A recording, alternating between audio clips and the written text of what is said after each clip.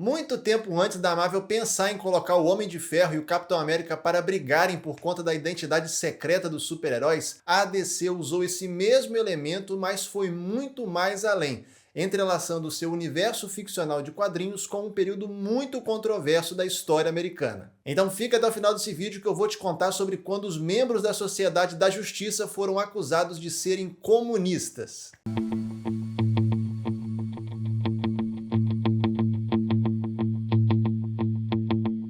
Fala pessoal, tudo bem com vocês? Sejam bem-vindos a mais um vídeo aqui do Falando Cinema. E claro, antes da gente começar aqui nosso assunto, confere aqui embaixo se você já é inscrito aqui no canal e se você não for, aproveita a oportunidade para se inscrever. Clica também no sininho, ativa as notificações, siga a gente também nas outras redes sociais, porque vira e mexe tem conteúdo exclusivo. Deixa o like nesse vídeo de uma vez, deixa também o seu comentário para gerar aquele engajamento, fazer com que esse conteúdo chegue para cada vez mais e mais pessoas. E também aproveita para estar conhecendo o podcast Falando Cinema, que é publicado aqui no YouTube no formato de vídeo, mas também sai lá no YouTube Music, no formato de áudio, no Apple Podcasts, no Amazon Music e lá no Spotify. Ou seja, tudo quanto é lugar tem a presença do Falando Cinema produzindo conteúdo de qualidade para vocês.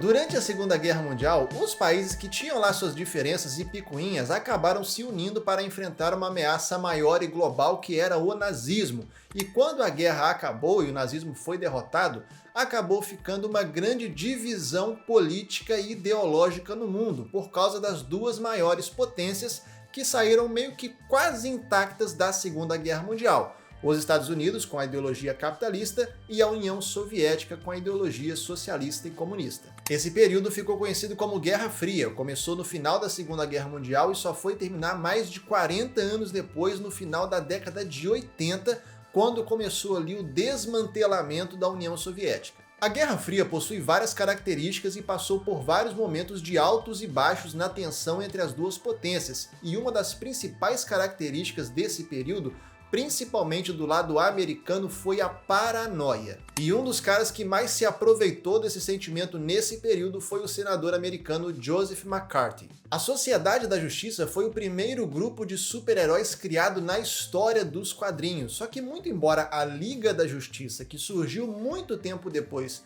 tenha se consagrado muito mais e seja muito mais conhecida do grande público, ainda mais por conta das adaptações em animações, no cinema e tal, quase sempre é sempre a Liga da Justiça, né, que é adaptada. Cara, a Sociedade da Justiça é um grupo super interessante, com várias histórias boas pra caramba nos quadrinhos, e que a gente também já viu uma coisa que outra também em adaptações live action, em série, alguns membros apareciam, ou então a própria Sociedade da Justiça mesmo. A última vez que ela apareceu no cinema foi no filme do Adão Negro, né? A gente viu lá o Senhor Destino, o Gavião Negro, o Esmaga-Átomo, a Tempestade, se não me engano, Ciclone também apareceu.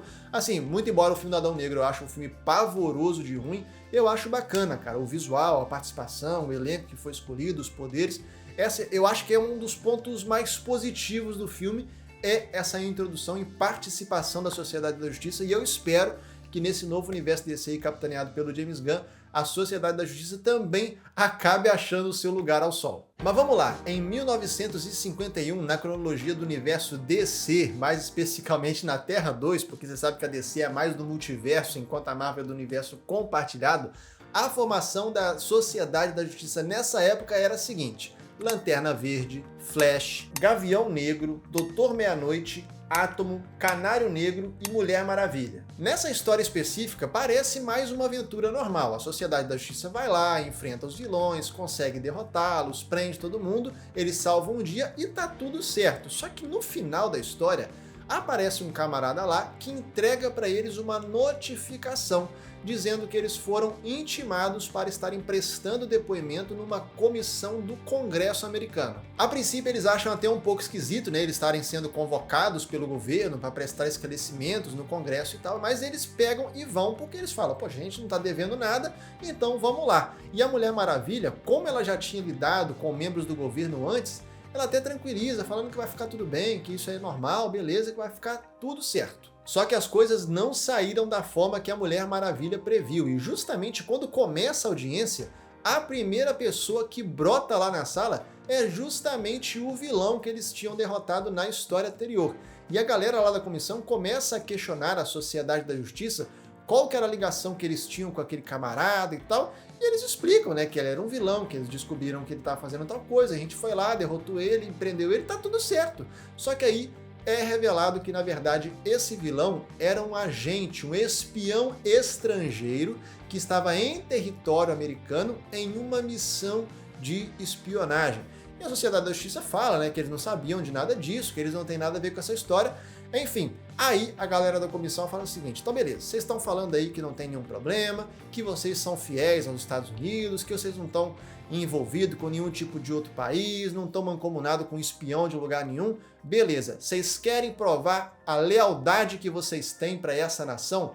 A partir de agora vocês vão revelar a identidade secreta de vocês. Obviamente, isso vai contra os princípios da Sociedade da Justiça, eles se negam a revelar as suas respectivas identidades secretas e eles se teleportam dali e ficam 12 anos sem fazer nenhum tipo de aparição pública. Essa história que eu estou contando para vocês foi lançada em 1979, quando a Guerra Fria ainda estava rolando, mas já estava caminhando ali para os seus estágios finais.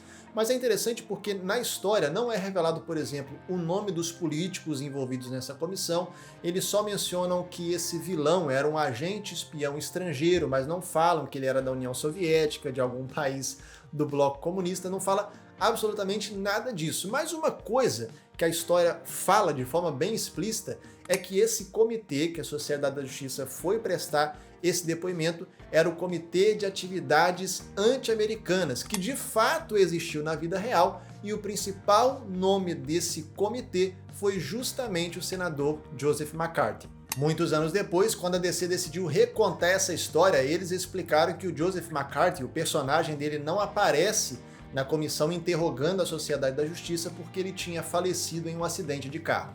Assim como aconteceu com a Sociedade da Justiça nos quadrinhos, na vida real muitas pessoas tiveram a reputação abalada por conta do Joseph McCarthy, que durante o seu tempo presidindo esse subcomitê, ele nunca conseguiu prender nenhum espião. Obviamente, no começo da participação dele nesse subcomitê, ele se tornou rapidamente um dos políticos mais populares dos Estados Unidos, justamente porque ele explorou à torta e à direita esse sentimento de paranoia. Esse negócio de o meu vizinho pode ser um comunista, o rapaz lá da firma pode ser um espião da União Soviética, o carinha lá daquele clube que eu frequento pode ter ele pode ser filiado a algum partido comunista, algum partido socialista.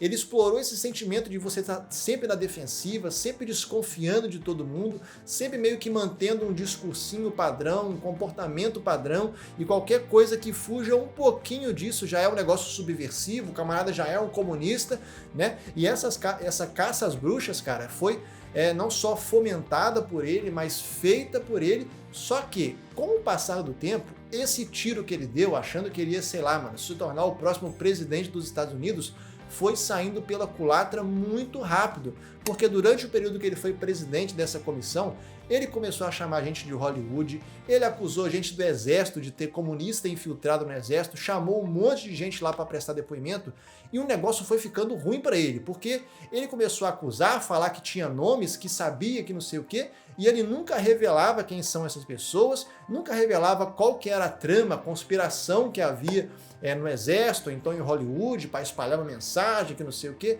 Ele nunca comprovou absolutamente nada disso. E, mano, depois de um tempo, ele começou a ser praticamente envergonhado de forma pública nessas audiências, cara.